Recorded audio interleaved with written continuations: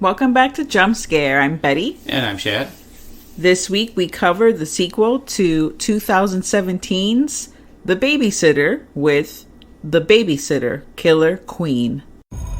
Growing up is worse than a near-death experience. I can confidently tell you that. Because 2 years ago, my babysitter and her friends tried to kill me. The worst part is, nobody believes me.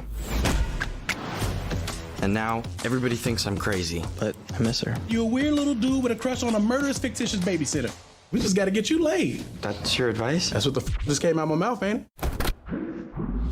Cole, you're my best friend. You're not crazy. It's this place. We're all going to the lake this weekend. Just come with me. I already took my dad's car.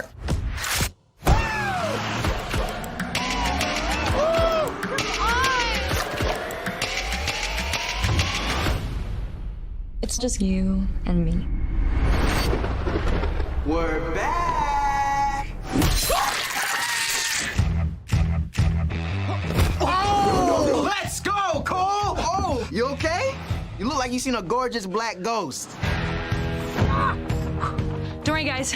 I'm good. Where's Sonia? Getting cookies. I watched you all die! We are dead. Duh. Clearly, you guys are into some heavy cosplay. Just leave it be. Ow! Oh, yes! Shit! Oh, no! It's all gonna get done again! Update me on the Psycho Breakfast Club. Basically, they were a blood cult, and they made a deal with the devil. And they only had 3 hours to complete the ritual. We could hide out till sunrise. We finished this, but we have to go back down to limbo.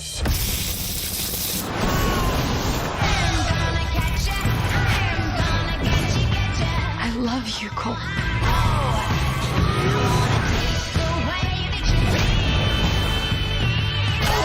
Finally found my dick, Cole! Could this night get any more erotic? Hey, Cole. I ain't get killed first. That's some post-Jordan Peele era horror movie progress.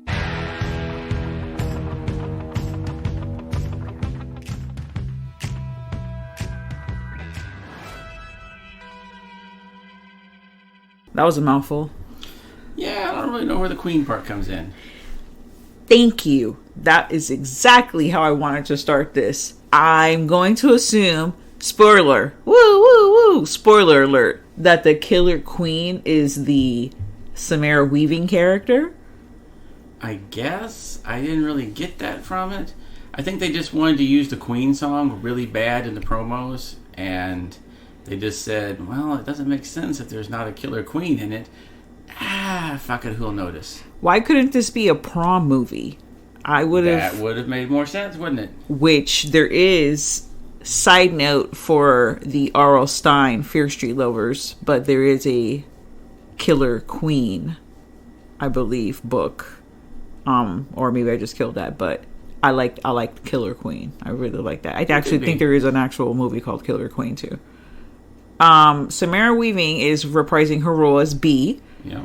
And most of the characters are reprising their roles because the demons are back. None of them are queens. Maybe they are, but they weren't just, they weren't showing their sassiness. Yeah, they weren't very open about it if they were. No. And, yeah, I don't know, that kind of bugged me. Like, what the hell was that about? I think this was kind of a rush job. Oh, directed by McG, so it's... Well, that should tell you all you need to know right there. That's gonna have that feel. The screenplay is by Brian Duffield. So by McG feel, you mean the sad, destroy a franchise, make you not want to watch those movies anymore kind of feel? No, Brian Duffield.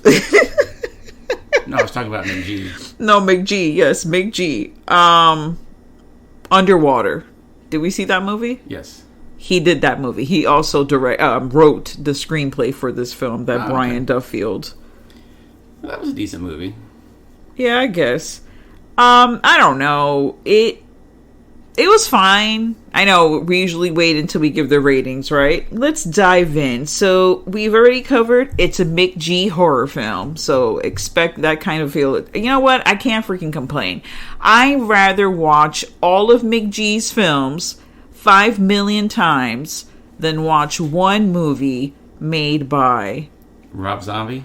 Damn, Rob Zombie. No. The other person that came from doing music videos.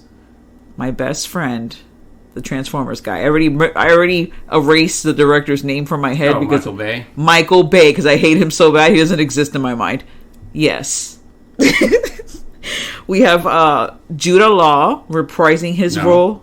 Judah Lewis. Judah Lewis. You know, it's so funny because his initials are JR, and the whole JL, the whole time I'm thinking Jude Law.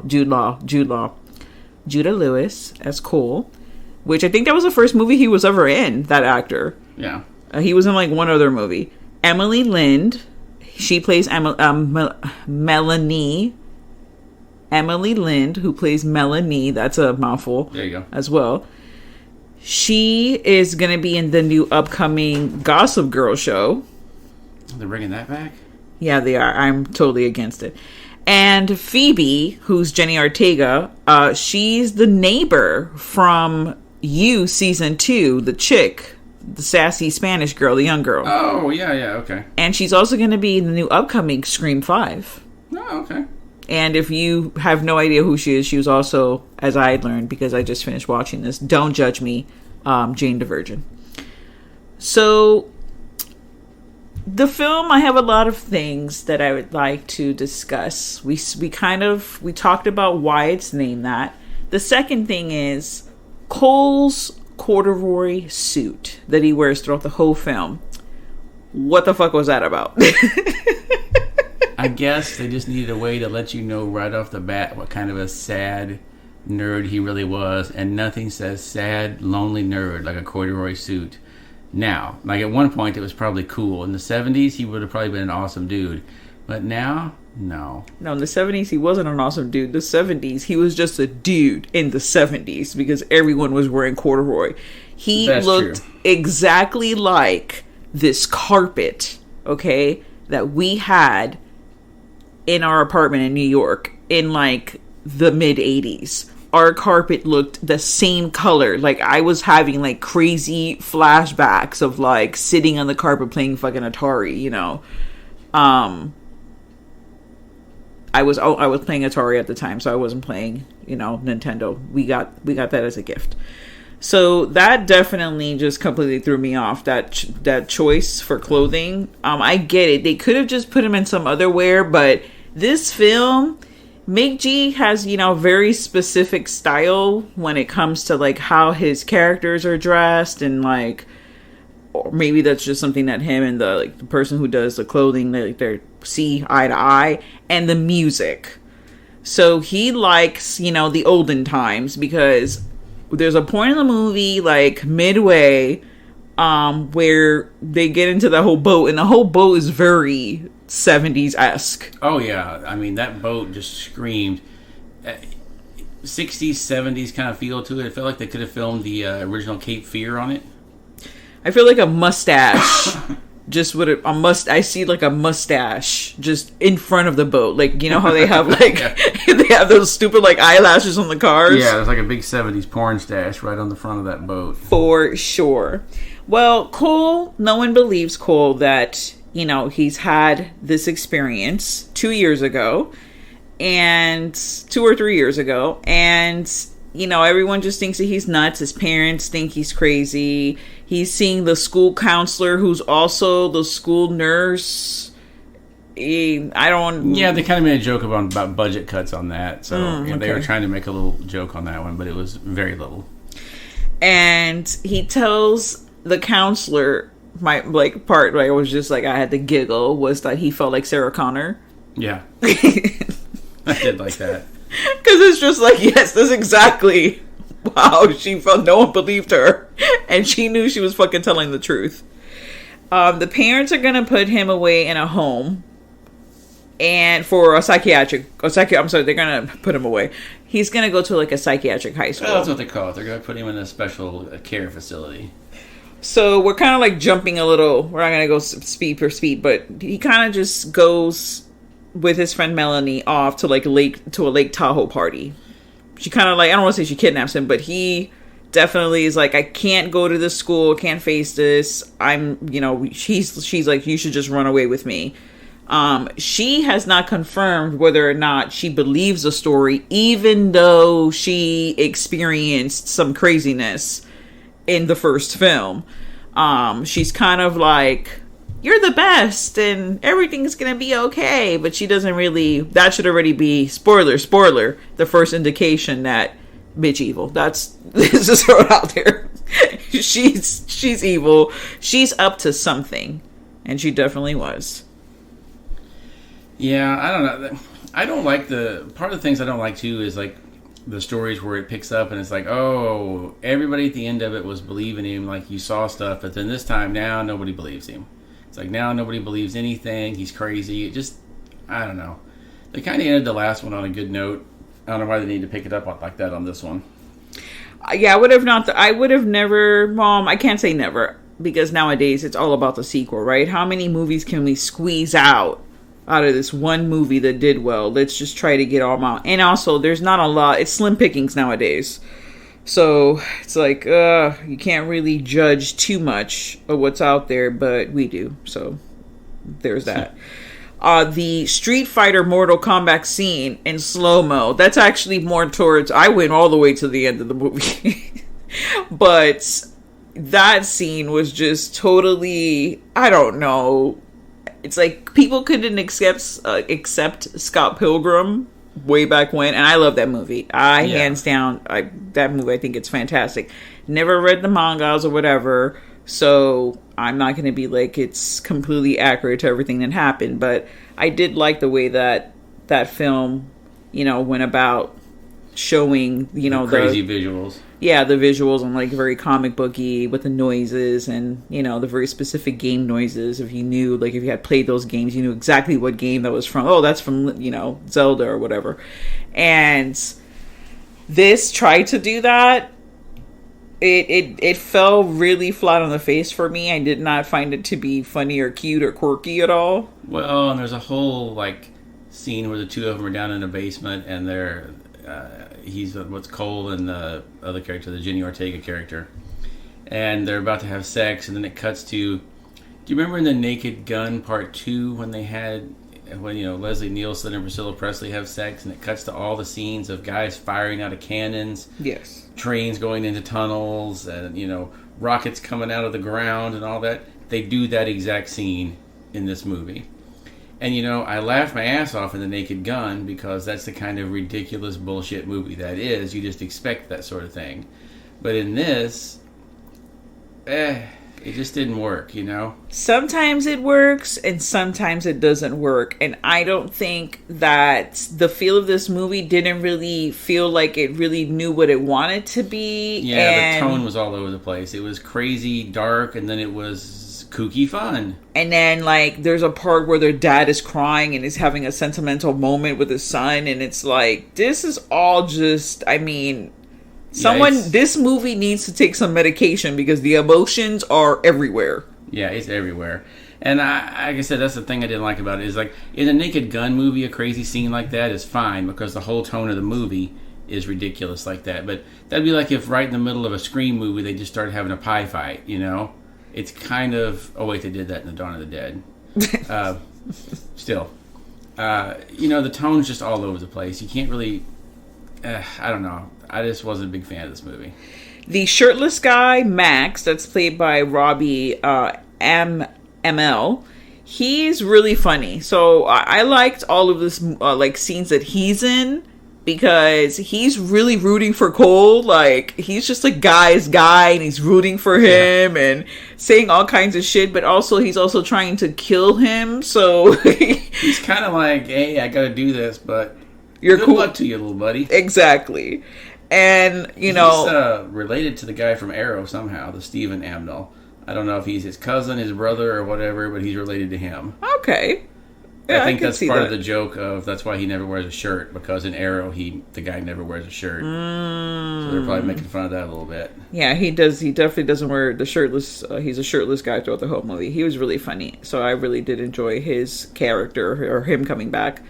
In seeing that, they go and they kind of go behind the scenes, and that's why Samara Weaving is in the movie again, ish.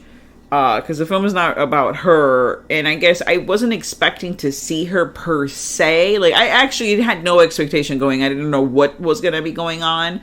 I don't even remember watching the trailer. If I did, it was way long ago, to the point where I just completely forgot about it. They go and they have all these scenes where you see where she, like, got the people to, like, sign the book and, like, sell their soul, per se. And I guess fine, sell their soul. There's no per se. They did it. Did they have a soul to begin with is the question, because they were just, the one guy's trying to be like a singer, and it's like in the 80s, and he just looks, was it 70s or 80s? I don't know. He's wearing like no shirt, leather jacket. I guess he had a jerry curl, so it was probably the 70s. Well, I don't know, because she wasn't that old, so. But I thought that she was going back in time, because remember, spoiler alert, she's been around since 1980 whatever, when the girl was a little girl. When Phoebe, the Jenny Ortega's character, she was her babysitter. So she was her babysitter for, let's say, 9 years. That girl's only like 18 years old, though. Yeah, but she was her babysitter for like 9 years, and then we fast forward to, however... I'm just saying, that girl wasn't born in the 80s. Because there's no way she was born in the 80s. She's 16. So maybe when she sold her soul, then she was able, she had devil powers and she was able to go back. You see, this is not explained.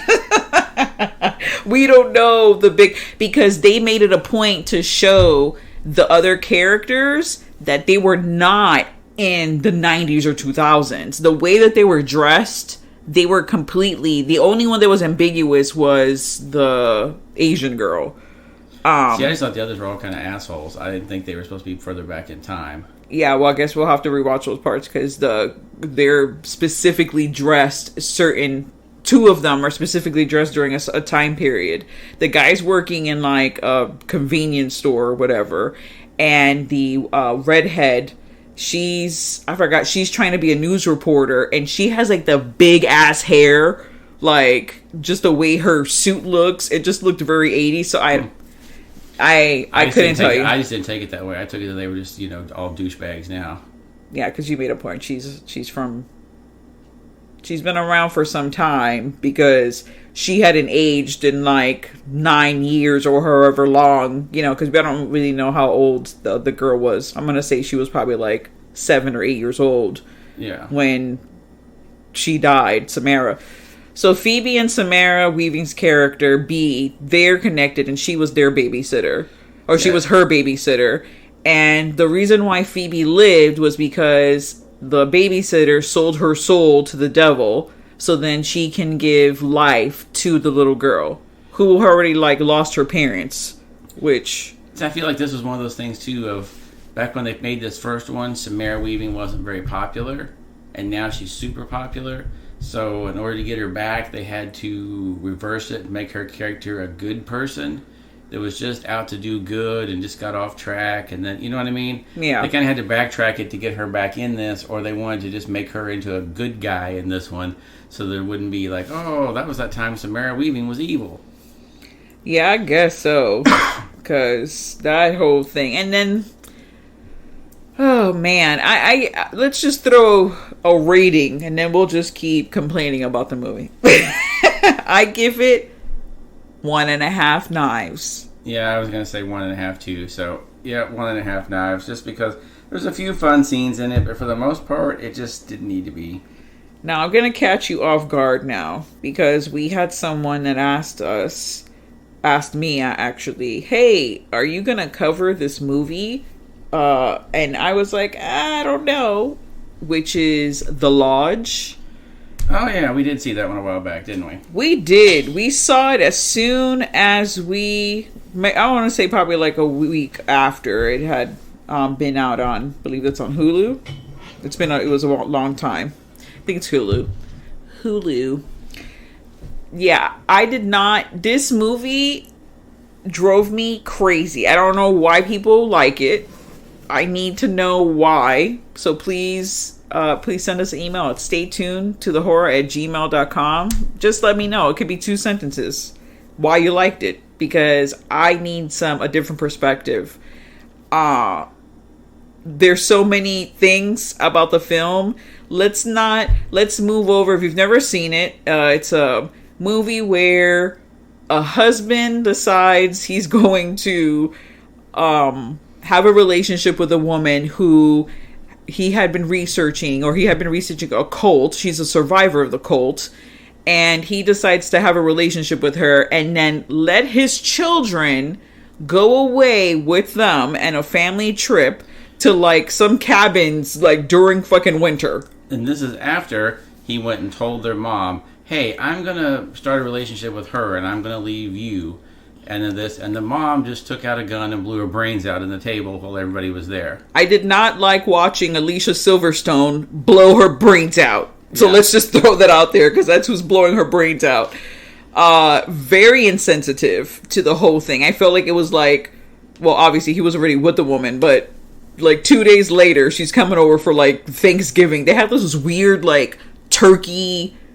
They had like weird turkey, like garland paper mache things out. We've seen it. It was a while ago. And they were like, what do you call it? Like deep frying the turkey outside. Yeah. And it was, that's never a good idea anyhow. The kids are not about her. She's younger than the mom. You know, she's the younger woman. And they do not care for her, and she's weird. And they find out that she's, survivor of a cult where everyone killed themselves except for her. They watched the film, which is like it was a film of what actually happened. Yeah. From her point of view. Because everything's on the internet. Of course. Well, I think the father had the footage because he was doing research, right? So, nevertheless, they see that.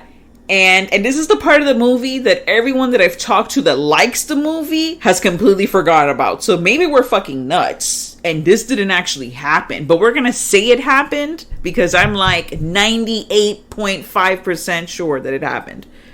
They go and they decide, hey, let's just scare her on this trip that we're going to have. And let's just take some, shit that we saw in the video. Like tape and... They don't explicitly say we're going to do that, but you see them packing supplies that clearly lead you to believe that they're up to some shit. And then as soon as things start happening when they get to the cabin, and of course after 5 hours, the dad's like, well, I've been here long enough. I need to go back into town and do some business. You strange cult girl, just stay here and take care of these kids who you just met. So nope. You know it's not going to go well. But as soon as, spoiler alert, as soon as you saw them gathering up all the shit that they were going to take, you were 98% sure that the kids were behind what was going on. That's what ruins the movie for me. If they had not shown that scene of them putting the supplies in their bag, which is the son that's doing the packing, he's the one that's initiating that because the sister's younger than he is, and she's kind of just following what her brother's doing. Yeah. If they had cut that scene in later, like once you figure out what's going on, like a flashback or If something, they had a flashback to what was going on, it would have been a little less obvious. But it takes away the whole surprise of everything. It would be like if in the middle of The Usual Suspects, Kevin Spacey's wallet fell open and there was a card in it that said Kaiser Soze, and you saw that and then you went, oh, he might be Kaiser Soze. And then at the end of it, they were like, hey, he's Kaiser Soze. And you're like, well, yeah, that card that fell out of his wallet like an half an hour ago told us everything we needed to know. So it's kind of like that to me. It spoiled what could have been the big twist of the movie. It was just early on, you were like, well, the kids are fucking doing it. And surprise, the kids are fucking doing everything. This Kaiser Soze thing is killing me. Yes, that's exactly what, I can't stop laughing because that shit is really hilarious. That's exactly what it felt like to me, because I was like, as soon as I saw that, I was like, well, the fucking kids are behind it. They're evil, and they're going to be causing all the bullshit that happens in the cabin. And sure enough, they were. And you knew that just from, like I said, from seeing that one scene. You were like, they're going to be behind it. Now, there was a slight chance that you were like, oh, this is going to be a misdirect. They brought this, the exact creepy supplies that you see later on. They brought those, and it's just unrelated. But no. Yeah, and I think this is probably, if I'm looking at the movie through someone else's eyes, since that scene happens very rapidly, because it's not like it's a lingering slow motion scene of him packing these items, you get more of the effect of the paranoia that the stepmom is starting to, get, because she now cannot find her pills. And we all know that a crazy person gonna have crazy pills, and they need to have the crazy pills every day. She can't find them. And then it's like, oh my God. And then she starts hallucinating. So they spent a lot of builds on what she's going through mentally, what she's seeing, but she's not really seeing it. And there was a mind fuck that's happening to her. So for me, I was just like, okay, well, this is obviously, she's being tricked into all this, because we saw, done it, they're doing all this bullshit, and she's freaking the fuck out, and she loses it. My favorite part of the film, and I say that sarcastically, is when the dad finally arrives, and I feel like he's been gone for like fucking 2 weeks, right? When he finally arrives to the situation, shit is overblown, and the kids are about to get fucking shot. Like, they're about to get blown to fucking pieces. He stands in front of her, okay, telling her it's gonna be okay, and, to give him the gun, and he's just there. He doesn't bum rush her. He knows that she has mental, like, a disability, like she's fucked up in the head and she went through a terrible experience. So if I saw someone pointing a gun at my kids, I'm throwing my body at that gun. I'm trying to kick them like Charlie's Angel, kick it out their fucking hand. I'm doing something. I'm not standing there trying to have a conversation with the crazy person holding a gun. Spoiler alert, he fucking dies because she blows him away. There's no other way that was going to go, with how he was trying to be very delicate with the situation, and he delicately got his fucking abdomen blown out. Now he's dead. I love that part because it is just so unbelievable to me, especially as a parent coming into a crazy situation like that. She shouldn't have left him.